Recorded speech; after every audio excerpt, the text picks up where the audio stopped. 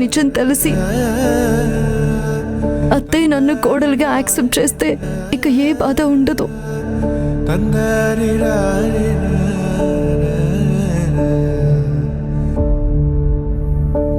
అయ్యో, ఈరోజు బావ నిజం చెప్తారు. అత్తయ్యకి తెలిసిందంటే అత్తయ్య ఎలా రియాక్ట్ అవుతుందో ఏంటో తలుచుకుంటేనే చాలా భయంగా ఉంది. దాని గురించి మాట్లాడుకో. అక్క ఈరోజు ఇంటర్వ్యూకి వెళ్తుంది. మళ్ళీ ఇంటర్వ్యూలో దాని గురించి ఆలోచిస్తూ ఇంటర్వ్యూలో కరెక్ట్ ఆన్సర్ చేయకపోతే కష్టమవుతుంది కదా. అఖిల చెప్పింది నిజమే, అంతా మంచి జరుగుతుంది.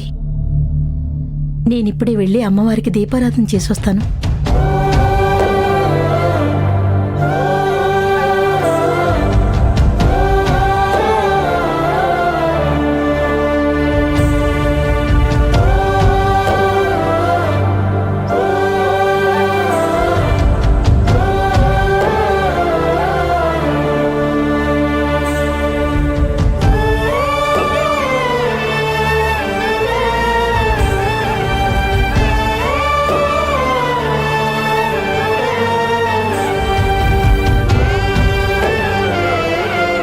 అక్క, విజయ్ అక్క వచ్చి తన బైక్ తీసుకుని వెళ్ళిపోయింది.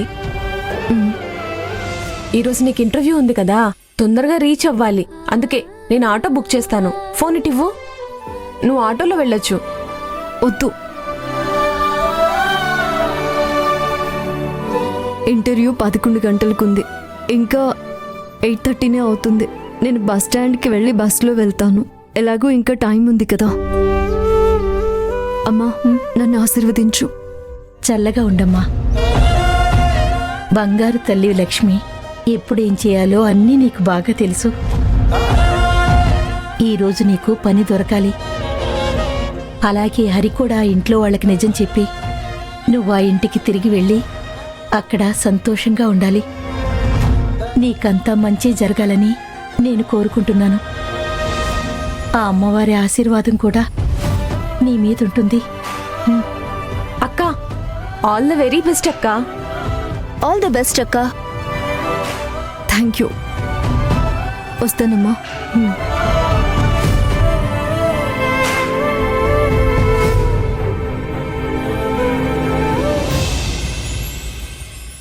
నేను చెప్పేది కొంచెం జాగ్రత్తగా విను.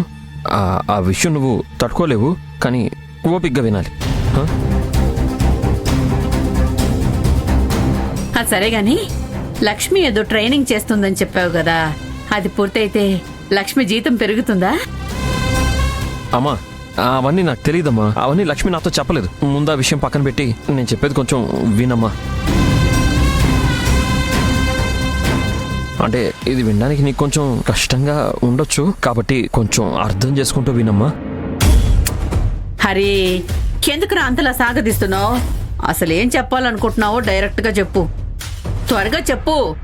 చెప్తానమ్మా.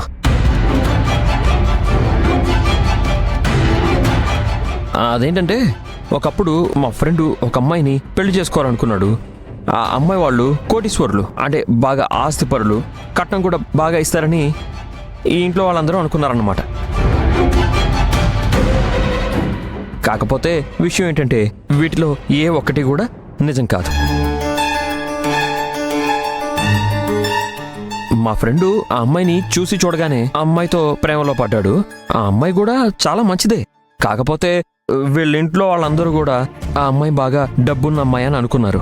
నిజానికి వీళ్ళకన్నా కూడా వాళ్ళందరూ చాలా పేదవాళ్ళు.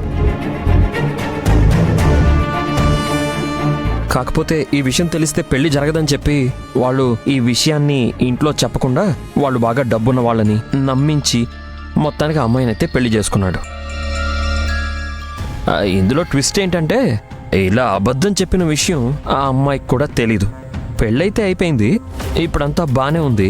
కాకపోతే ఎప్పుడైనా నిజం బయటపడుతుందేమోనన్న భయంతో దాన్ని లాక్కోలేక, పీక్కోలేక, మింగలేక, కక్కలేక వాడు మదన పడిపోతున్నాడు.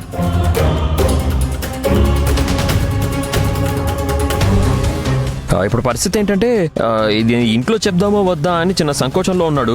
ఎందుకంటే చెప్తే వాళ్ళ ఇంట్లో వాళ్ళు వీళ్ళకి దూరం అయిపోతారేమో, కుటుంబం అంతా చెల్లాచెదరైపోతుందేమోనని భయపడుతున్నాడు. ఇలాంటి పరిస్థితుల్లో వాడి తల్లి స్థానంలో నువ్వు ఉంటే గనక ఏం చేస్తావు?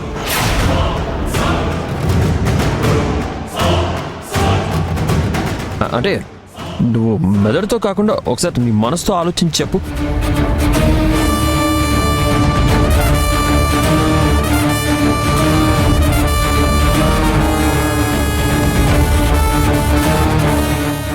ఇంతకీ ఆ ఫ్రెండ్ ఎవర్రా? వాడి పేరేంటి? అది ఎవరో కాదమ్మా. వినోద్ వినోద్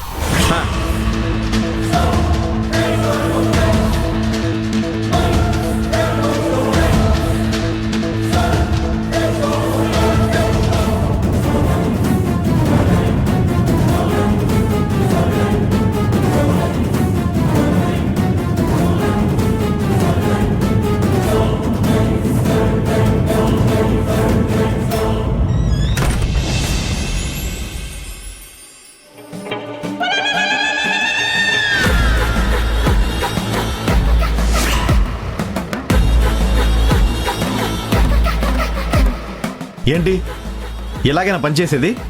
పని చేయడం రాకపోతే ఎందుకు రావాలి? మీకు శాలరీ ఇచ్చే కంపెనీని రోడ్డు మీద పడేలా చేస్తారా? సరిగ్గా పని చేయడం కూడా రాదా? చూసింది చాలు, పని చేయండి ముందు. మీరు ఇలా కోపంగా చూస్తే శాలరీ కట్ చేయిస్తాను ఏమనుకుంటున్నారు? చూడండి, మీకు పని చేయడానికైతే రాదు, కానీ రౌడీజం చూపించమంటే బాగా చూపిస్తారు. నువ్వు చేసేదైతే రౌడీజం కాదు, మేం చేసేదైతే రౌడీజమా? అసలు మీరేనా సార్ రౌడీజం గురించి మాట్లాడుతుంది? నువ్వేమైనా సూపర్వైజర్వా లేదా ఓనర్వా? నీ నోరు సైలెంట్గా ఉండాలంటే ఏం కావాలో చెప్పు, తెచ్చిస్తాను.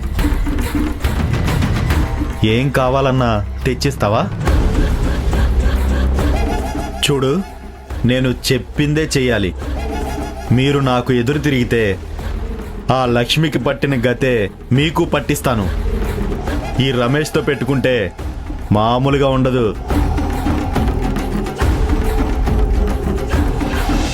ఏంటక్క ఇలా మాట్లాడుతున్నాడు? మాకు సపోర్ట్గా మాట్లాడడానికి లక్ష్మీ మేడం కూడా లేరు. ఏమవుతుందో అని తలుచుకుంటేనే చాలా భయంగా ఉంది. ఏం భయపడకు, ఎప్పుడేం చేయాలో నాకు బాగా తెలుసు. మీ అందరూ నాతో పాటు రండి.